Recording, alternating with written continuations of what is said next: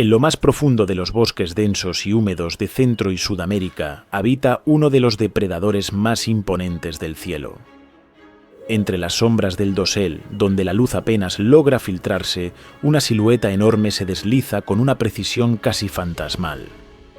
Allí, moviéndose entre las ramas con una agilidad que desafía la lógica, el águila arpía surge como la cazadora suprema del bosque tropical. Con movimientos silenciosos y calculados, es capaz de arrebatar a sus presas desde lo alto o sorprenderlas desde abajo, aprovechando cualquier ángulo para lanzar un ataque fulminante. Su método de caza combina una vista extraordinariamente desarrollada con un oído afinado.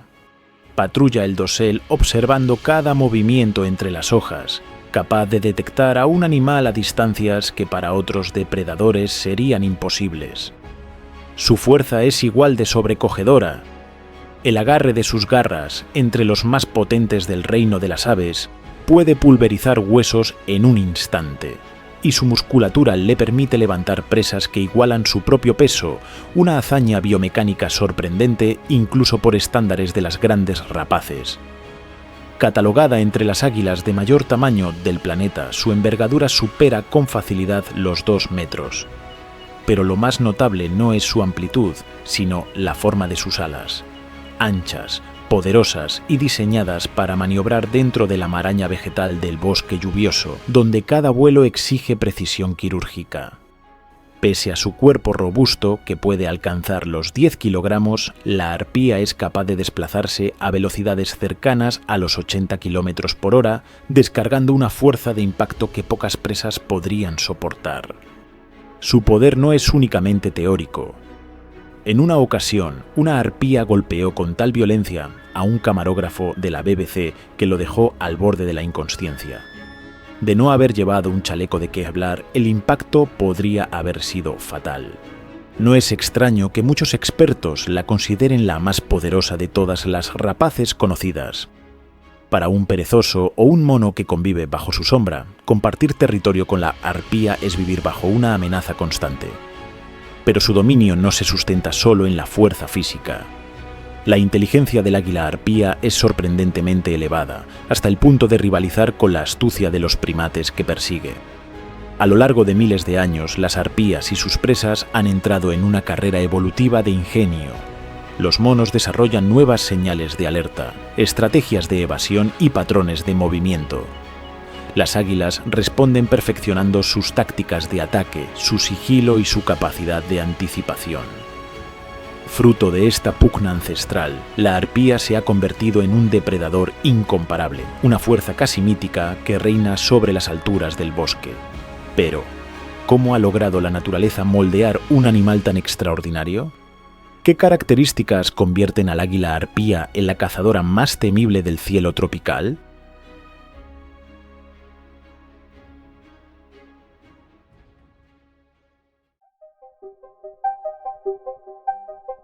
El primer registro escrito del águila arpía aparece en el System Naturae de 1758, donde Carl Linnaeus la describió como Vultur harpia.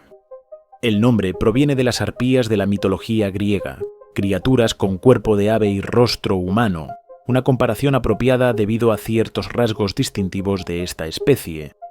Uno de ellos es su disco facial, un conjunto de plumas que forma un círculo alrededor del rostro y que el ave puede erizar o plegar voluntariamente. Cuando este disco se eleva, actúa como una estructura acústica que dirige el sonido hacia los orificios auditivos laterales. Es un mecanismo comparable a colocar las manos detrás de las orejas para amplificar la audición. Gracias a ello, la arpía puede localizar presas incluso en la densa oscuridad del bosque tropical donde caza. Su estrategia de acecho se basa en la inmovilidad y el silencio absoluto mientras espera a que un animal pase a su alcance. Para complementar esta técnica, las arpías poseen una de las visiones más precisas registradas en cualquier vertebrado. Son capaces de detectar un objeto de apenas 3 centímetros desde 200 metros de distancia, una agudeza visual entendida como la capacidad de resolver detalles finos muy superior a la humana. Para medir de forma exacta esta capacidad, los investigadores llevaron a cabo un experimento específico, Entrenaron a varias águilas para volar por un túnel hacia dos pantallas de televisión. Una mostraba un patrón de rayas y la otra permanecía gris. Al elegir la pantalla con el patrón correcto, las aves recibían alimento. Gradualmente los científicos separaron las pantallas, obligando a las arpías a tomar la decisión desde el inicio del vuelo y mantenerlas sin ajustes. Así determinaron la distancia máxima a la que podían distinguir los detalles del patrón. El resultado mostró que podían discriminar detalles hasta 4 veces más finos que los límites de nuestra visión. Esta precisión se explica por varias características anatómicas. Las arpías poseen ojos notablemente grandes para su tamaño corporal, aproximadamente un 40% mayores que el promedio de aves del mismo peso y de forma tubular. Esta morfología genera una imagen retiniana ampliada. Esa imagen es captada por los fotorreceptores, células sensibles a la luz que convierten la señal retiniana en impulsos nerviosos. La agudeza visual aumenta conforme crece la densidad de fotorreceptores y disminuye la distancia entre ellos. Cuanto más juntos se encuentran, más pequeño es el detalle mínimo que pueden detectar. Sin embargo, distribuir una alta densidad de fotorreceptores por toda la retina tendría un coste energético demasiado elevado. Por ello, como en otros vertebrados, los ojos de las arpías presentan una región especializada, la fóvea. Esta zona concentra una gran cantidad de fotorreceptores empaquetados con altísima densidad, proporcionando la mayor nitidez visual disponible para el cerebro. En las águilas, la fóvea es especialmente profunda, lo que se traduce en una resolución extraordinaria. En el caso específico del águila arpía, su mayor agudeza visual se encuentra en la visión periférica, aproximadamente a 45 grados hacia ambos lados del eje de la cabeza, condición óptima para detectar presas desde largas distancias. Pero las rapaces de persecución, como la arpía, poseen un rasgo aún más inusual: una segunda fóvea. Esta fóvea adicional, más superficial que la principal, ofrece una visión frontal muy precisa a unos 15 grados del eje de la cabeza. La presencia de dos fóveas permite que estas aves generen simultáneamente dos imágenes enfocadas, una periférica y otra frontal. Por este motivo suelen mover la cabeza repetidamente cuando observan un objeto. Sus ojos no rotan dentro de las órbitas, por lo que estos movimientos alternan el enfoque entre una fóvea y otra. Disponer de dos zonas de máxima agudeza visual es una ventaja significativa para un depredador aéreo. No obstante, la mayor nitidez lateral plantea un problema aerodinámico para las rapaces que alcanzan altas velocidades. Para ver claramente a una presa que está delante, tendrían que girar la cabeza hacia un lado, lo que aumentaría la resistencia del aire y reduciría su velocidad. La solución evolutiva consiste en no volar en línea recta. En vez de ello, muchas rapaces realizan picados siguiendo una espiral logarítmica, manteniendo la cabeza recta mientras un ojo enfoca lateralmente a la presa. Esta estrategia es especialmente común en halcones peregrinos durante sus descensos. Aunque las águilas arpías no alcanzan las velocidades extremas de estos halcones, sus vuelos pueden superar los 80 km por hora, por lo que también deben considerar las limitaciones aerodinámicas al momento de cazar.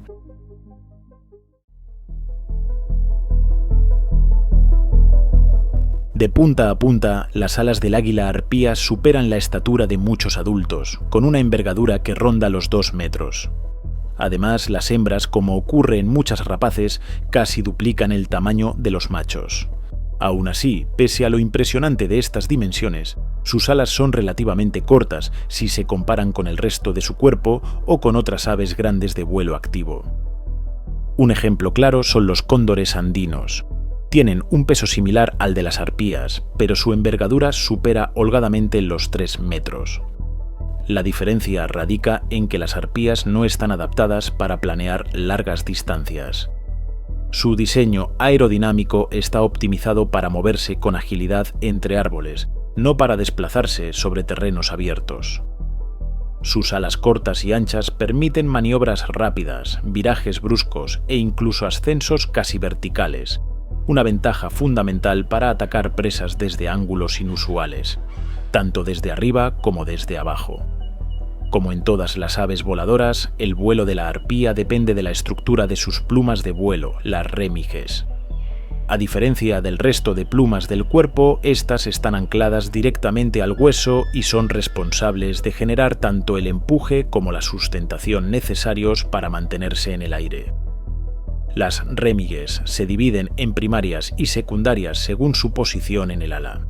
Las primarias, las más largas y especializadas, presentan asimetría estructural. Su borde anterior es más corto y rígido, lo que evita torsiones indeseadas durante el vuelo. Situadas en la parte externa del ala, pueden controlarse de forma independiente, de manera muy similar a cómo movemos nuestros dedos. Al rotarlas, el ave regula la dirección, la resistencia del aire y la cantidad de sustentación. Cuando estas plumas se abren ligeramente, la velocidad disminuye y también lo hace la altitud. Cuando se mantienen cerradas, el vuelo se vuelve más veloz y preciso, algo crucial durante una persecución. Esta capacidad de modificar la geometría del ala en pleno vuelo les otorga a las aves una maniobrabilidad que la ingeniería moderna todavía no ha sido capaz de replicar. Las rémiges secundarias, aunque menos móviles, proporcionan la mayor parte de la sustentación al superponerse entre sí y crear un perfil aerodinámico estable. Las plumas de la cola, llamadas rectrices, también cumplen un papel esencial. Funcionan como superficie de control para dirigir el movimiento, aunque solo las dos centrales se anclan al hueso. La arpía compensa la menor longitud de sus alas con una cola relativamente larga, que actúa como un timón y le permite maniobrar con precisión entre ramas densas. En estas plumas, la simetría es mayor que en las plumas de vuelo, aunque aumenta la asimetría hacia los pares más externos. Todo este control aerodinámico depende de un sistema muscular altamente especializado. Los músculos pectorales, que se insertan en un esternón robusto, son el principal motor del batido de las alas. En todas las aves voladoras, estos músculos están mucho más desarrollados que en mamíferos de tamaño equivalente, pero en el águila arpía este desarrollo es todavía más extremo. A diferencia de aves planeadoras como el cóndor, cuyo esternón es reducido y requiere poco esfuerzo una vez en el aire, las arpías, con alas cortas, cuerpo pesado y un estilo de vuelo basado en maniobras rápidas, necesitan una potencia muscular excepcional entre las más grandes de cualquier ave. Su fuerza no se limita al vuelo. Las patas del águila arpía pueden ser tan gruesas como la muñeca de un ser humano, y sus garras, negras y curvadas, superan en tamaño a las de un oso gris, alcanzando 13 centímetros de longitud. Son las garras más grandes de cualquier ave de presa y pueden ejercer más de 50 kilogramos de presión. Con ellas, la arpía puede fracturar huesos de inmediato o arrancar animales enteros de las ramas con una fuerza superior a la mordida de muchos perros grandes. Este poder físico sería suficiente para convertirla en un depredador temible para los primates y perezosos de Sudamérica. Pero a esto se suma una característica adicional, una notable inteligencia. Las arpías no solo emboscan a sus presas, sino que también son capaces de superar científicamente su comportamiento en una carrera evolutiva de señales, estrategias y astucia que se cuenta entre las más fascinantes observadas entre un depredador y sus presas.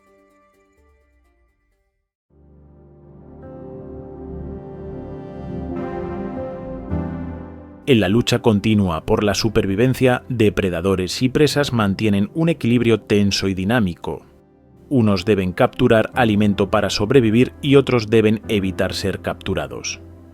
Esta relación básica ha dado lugar a un fenómeno ampliamente extendido en la naturaleza: auténticas carreras armamentistas evolutivas. Un ejemplo clásico es la interacción entre murciélagos y polillas. Todo comenzó cuando los murciélagos desarrollaron la capacidad de ecolocalizar para localizar a sus presas, principalmente polillas, en oscuridad total. En respuesta, muchas especies de polillas evolucionaron órganos auditivos capaces de detectar los pulsos ultrasónicos producidos por los murciélagos y maniobrar para evadirlos. Algunos murciélagos, entonces, evolucionaron emisiones más discretas, utilizando frecuencias inaudibles para las polillas. y ciertas polillas, a su vez, desarrollaron la capacidad de emitir clics ultrasónicos que interfieren con la ecolocación del depredador. Cada avance en una de las partes impulsa una nueva adaptación en la otra. Este tipo de interacción existe en múltiples grupos animales. Sin embargo, durante años se sabía muy poco sobre cómo los depredadores cazan primates y de qué manera los primates desarrollan respuestas defensivas específicas frente a estos ataques. Para abordar este vacío de conocimiento, los investigadores llevaron a cabo un experimento observacional tan revelador como duro. En la isla Barro Colorado, una reserva biológica ubicada en medio del Canal de Panamá, habitan numerosas especies de primates, entre ellas titíes, monos araña y especialmente relevantes para el estudio, monos aulladores. Estos aulladores se distribuían en unos 65 grupos, con un promedio de 19 individuos por grupo. En muchos primates, la evolución ha favorecido la aparición de llamadas de alarma especializadas, capaces de distinguir la naturaleza del depredador, felinos, serpientes o aves rapaces. Este sistema permite alertar al grupo y coordinar una respuesta defensiva adecuada. Pero en Barro Colorado, durante aproximadamente un siglo, los monos aulladores habían vivido sin grandes depredadores. No había jaguares, escaseaban las serpientes y no existían águilas capaces de cazar primates. Todo cambió en 1999, cuando se introdujeron 2 águilas arpías equipadas con radiocollares. Los investigadores querían saber si los monos, sin experiencia reciente con águilas, mostrarían una reacción organizada ante la amenaza y, de no hacerlo, cuánto tardarían en recuperar o desarrollar una respuesta defensiva efectiva. Como era previsible, en cuanto fueron liberadas, las arpías comenzaron a depredar a los monos aulladores. Cada águila capturaba aproximadamente un individuo cada 3 o 4 días. Y al inicio, los monos reaccionaban de una de 2 maneras, o se agitaban de forma caótica e ineficaz sin coordinación dentro del grupo, o bien permanecían tranquilos, sin mostrar consciencia del peligro inminente. En la práctica, los monos habían perdido la capacidad de reconocer a la arpía como depredador, volviéndose extremadamente vulnerables tras su reintroducción. Esto, por sí mismo, no era sorprendente. Lo verdaderamente sorprendente fue la estrategia de caza que las arpías empleaban contra los primates. En lugar de atacar desde el sigilo, como cabría esperar, se posaban en un árbol cercano, visibles para todo el grupo, y emitían una serie de llamados previos al ataque, lo cual representaba lo opuesto a una aproximación discreta. Estos llamados tenían siempre la misma estructura acústica, se producían justo antes de una persecución y únicamente cuando las arpías cazaban primates. Entonces surge la pregunta, ¿por qué un depredador anunciaría su presencia antes de atacar? Lo que ocurría después ofreció la respuesta. Sí, tras el llamado de la arpía, los monos aulladores mostraban confusión, desorganización o ausencia de respuesta defensiva, el águila iniciaba el ataque. En cambio, si los monos reaccionaban de manera coordinada, agrupando a las crías, moviéndose hacia zonas más densas del dosel o incluso acosando al depredador, las arpías suspendían el intento de caza. En esos casos optaban por buscar otros grupos o regresar más tarde para un ataque sigiloso. El llamado previo funcionaba, por tanto, como un mecanismo de evaluación. Al observar la respuesta de los monos, las arpías obtenían información esencial sobre el nivel de alerta del grupo, su capacidad de huida y la eficacia de sus defensas. Esta evaluación rápida permitía decidir si el ataque sería rentable o demasiado costoso en tiempo y energía. Con el paso de los meses, un número creciente de grupos desarrolló defensas organizadas. Trasladaban a las crías hacia el tronco principal, se desplazaban hacia zonas de mayor cobertura vegetal, acosaban a la arpía si se aproximaba demasiado o emitían un llamado específico para advertir de su presencia. En apenas un año, casi todos los grupos de monos de la isla habían readquirido comportamientos defensivos, complicando la caza para las arpías. Los investigadores fueron testigos directos de una carrera armamentista evolutiva desarrollándose en tiempo real, algo excepcional en biología de campo. Sin embargo, el experimento terminó antes de que pudiera observarse una nueva adaptación de las arpías frente a las defensas recuperadas de los monos. Las águilas fueron retiradas tras un año. Los monos aulladores mantuvieron sus respuestas defensivas frente a grabaciones de los llamados de arpías durante al menos 7 meses, tiempo en el que continuaron siendo observados. Más allá de ese periodo, se desconoce cuánto persistirá dicha respuesta en la población. Este tipo de estudios rara vez pueden prolongarse indefinidamente. No obstante, proporcionan una visión extraordinaria del comportamiento del águila arpía y confirman una vez más que se trata de un depredador excepcional.